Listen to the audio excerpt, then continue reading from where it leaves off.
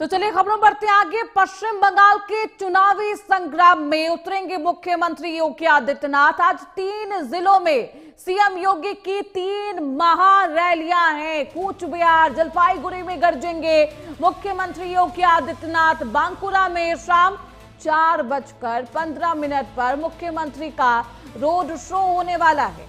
और पश्चिम बंगाल के चुनावी दंगल में आज का दिन बेहद दिलचस्प है, क्योंकि मुख्यमंत्री योगी आदित्यनाथ भारतीय जनता पार्टी के फायर ब्रांड नेता, स्टार प्रचारक, जहां भी जाते हैं इनकी जीत की स्ट्राइक होती है।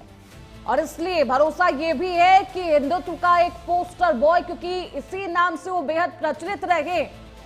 अब मुख्यमंत्री योगी आदित्यनाथ क्या हिंदुत्व के वोट को भारतीय जनता पार्टी के पाले में लाने में सफल होते हैं, देखना बेहद दिलचस्प होगा।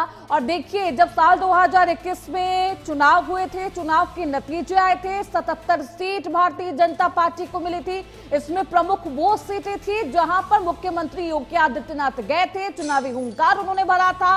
और ऐसे में एक के बाद एक कई रैलियां हैं पश्चिम बंगाल में मुख्यमंत्री योगी आदित्यनाथ की। हमारे साथ हमारे सहयोगी अमित मिश्रा इस खबर पर ज्यादा जानकारी के साथ जुड़ चुके हैं। अमित, कितने बजे पहुंचेंगे सीएम योगी? क्या कुछ उनका कार्यक्रम रहने वाला है पश्चिम बंगाल में? जी बिल्कुल, देखिए श्रुति, आपको बता दें कि मुख्यमंत्री योगी आदित्यनाथ का पश्चिम बंगाल में कई जनसभा लगभग तीन जिलों में वो विधानसभा के चुनाव करते हुए, प्रचार करते हुए नजर आएंगे। मुख्यमंत्री योगी आदित्यनाथ इससे पहले भी पश्चिम बंगाल में चुनाव प्रचार कर चुके हैं और आज फिर एक बार वो चुनावी मैदान में उतरेंगे। साफ तौर पर देखा जाए तो जिस तरीके से मुख्यमंत्री योगी आदित्यनाथ चुनाव प्रचार करते हुए पश्चिम बंगाल में नजर आ रहे हैं, इससे पहले उन्हें 2021 जब चुनाव हुआ था विधानसभा का, तब देखने को मिला था और 30 जनसभा लगभग उन्होंने किया था। और इस बार भी अभी तक लगातार उनकी जनसभाएं चल रही है।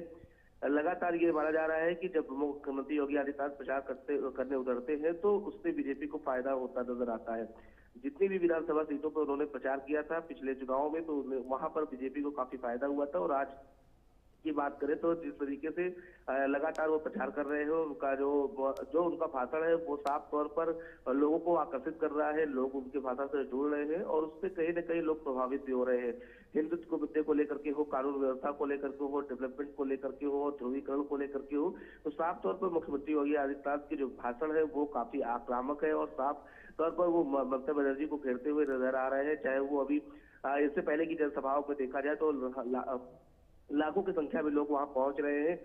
समझिए कि एक जो छवि मुख्यमंत्री योगी आदित्यनाथ की उत्तर प्रदेश में बनी हुई है, उसको देखते हुए लोग लेकिन देखिए, आज क्योंकि मुख्यमंत्री योगी आदित्यनाथ कूच बिहार में भी पहुंचेंगे, यहाँ भी उनकी जनसभा होनी है। और कुछ दिन पहले जब चुनावी ये पूरा माहौल था, एक खबर ऐसे भी आई थी कि भारतीय जनता पार्टी के वाहन पर कुछ लोगों ने पथराव किया था, उस पर हमला किया था। अब ऐसी स्थिति में सुरक्षा की भी चिंता है, क्या कुछ सुरक्षा के इंतजाम किए गए अमित?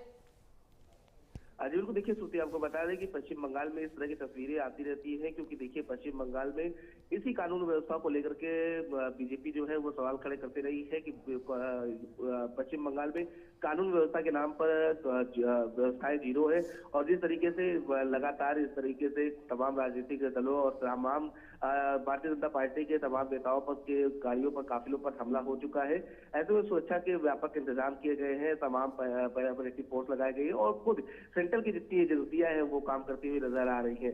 इस बार के चुनाव को लेकर के साफ तौर पर बीजेपी इसी को मुद्दा बनाते हुए लगातार हमलावर नजर आ रही। कानून व्यवस्था साफ तौर पर पश्चिम बंगाल भी बिगड़ा हुआ है। बांकुरा में जब मुख्यमंत्री योगी आदित्यनाथ भाषण करते हुए नजर आएंगे तो इससे पहले भी उन्होंने भाषण में इस बात का जिक्र किया है कि उत्तर प्रदेश में अगर बात करें तो साफ तौर पर उत्तर प्रदेश में किसी प्रकार से जो है वो गुंडा राज खत्म हो चुका है, कानून व्यवस्था का राज है।